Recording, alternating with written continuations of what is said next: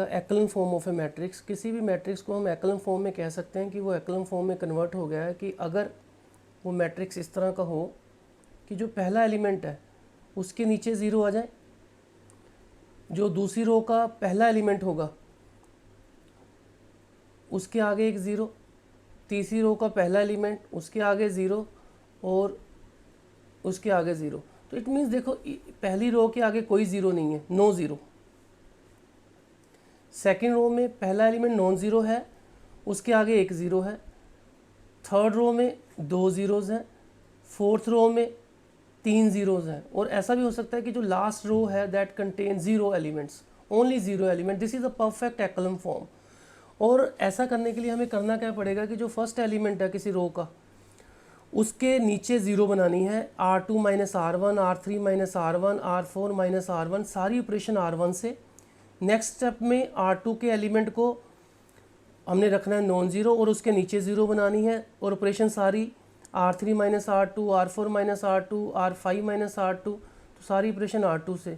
तो अगर मैट्रिक्स ऐसा बन जाए कि जिसमें पहले नॉन ज़ीरो एलिमेंट से पहले जो ज़ीरोज़ हैं वो इंक्रीज़ करती जाएं, that increase number of zeros increase, number of zero increase, तो इसका मतलब है कि वो मैट्रिक्स एक्लन फॉर्म में है।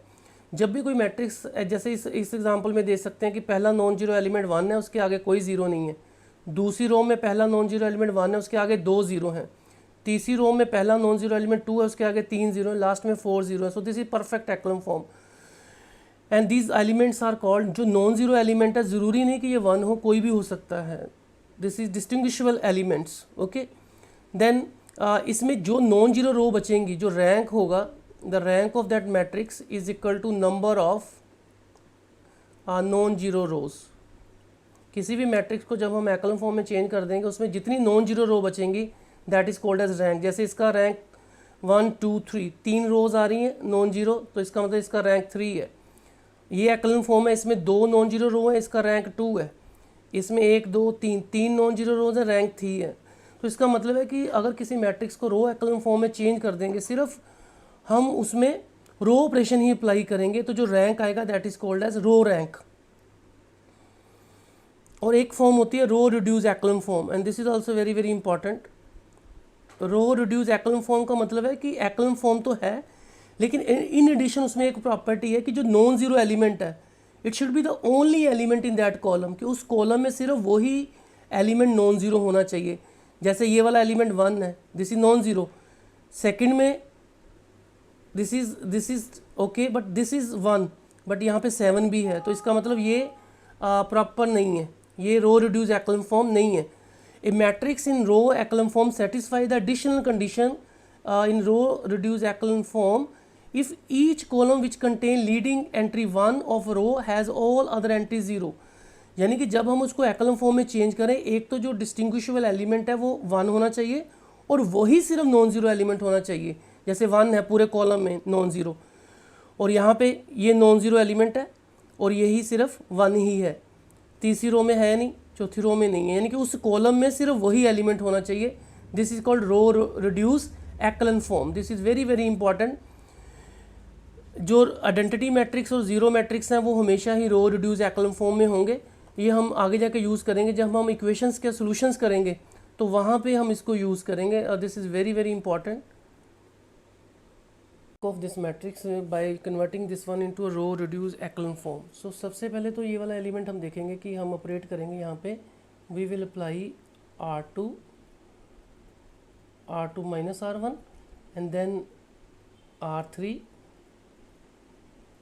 minus 2 time R1 and R4 में क्या आ जाएगा, R4 will be 4 time R1। और जो हमारा मैट्रिक्स है वो इक्विवेलेंट फॉर्म में कैसा बन जाएगा, this will be like this 0 1 3 -1 3 1। Okay, and then I will apply this operation, so I will get 0 here 0 here 0 here 1 -1 2, and then नीचे अप्लाई करेंगे तो ये भी बनेगा 0 0 0 and 3 -3 and 7, and then fourth operation लगाएंगे तो ये बनेगा 0 0 2 -2। हमने पहले एक्लन फॉर्म ही लगानी है और बाद में सोचेंगे कि जो नॉन ज़ीरो एलिमेंट है उसको सिर्फ नॉन ज़ीरो बनाना है, सिर्फ पूरे उस कॉलम में वही बचना चाहिए और वन होना चाहिए। यानी कि रो रिड्यूस एक्लम फॉर्म का मतलब है कि नॉन जीरो एलिमेंट, जैसे ये वन है, ये पहली रो का नॉन जीरो एलिमेंट है, डिस्टिंग्विशेबल एलिमेंट है, और ये अपने कॉलम में सिर्फ यही नॉन जीरो है। ऐसे ही बाकी करने हैं हमें। तो then let's apply operation respect to this R2, इसके रिस्पेक्ट टू करें तो क्या आएगा, R3 minus 3 time R2 and R4 minus 2 time R2. Okay, we are applying these operations and let's see what happened. Let's see what happened.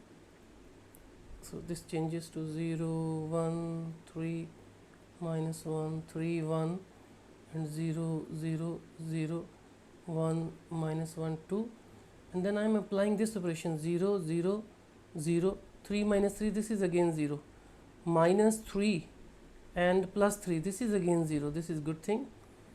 Okay, then 7 minus 6 is 1, and then I am applying in fourth row, that is 0, 0, 0, 2 time 1 0, minus 2 plus 2, this is again 0, and 3 minus 4 is minus 1. Okay, I am getting zeros here. Okay, these I am getting these elements.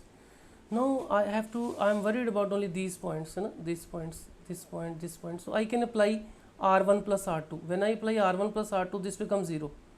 I can apply R1 because I want to make, this is echelon form, this is a perfect echelon form. First non zero element 1, 1 0, दूसरी रो में पहला non zero element 1, 3 0, इसमें non zero element 1, इसके आगे 2 4 5 0, और अगर मैं इसको ऐसे सेपरेट कर दूं R4 प्लस R1 तो ये 0 हो जाएगा, तो last row is full of 0, and then I am applying R1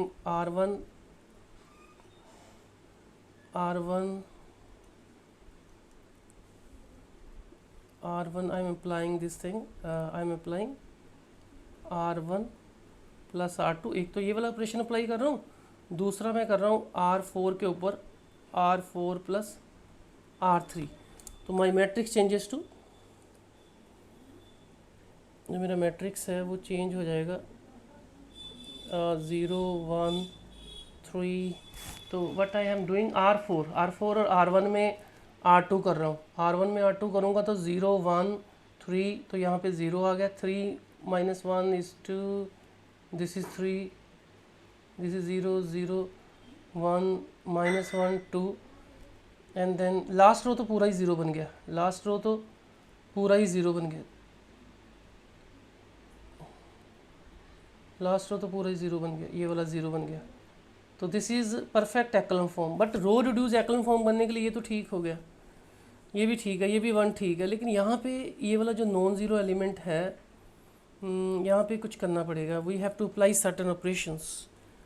now let's see that what we can do, let's see what we can do। 0 1 3 0 2 3, can we make 0 here? 3 times this one, if I subtract 3 times this one, so this 0 will be here.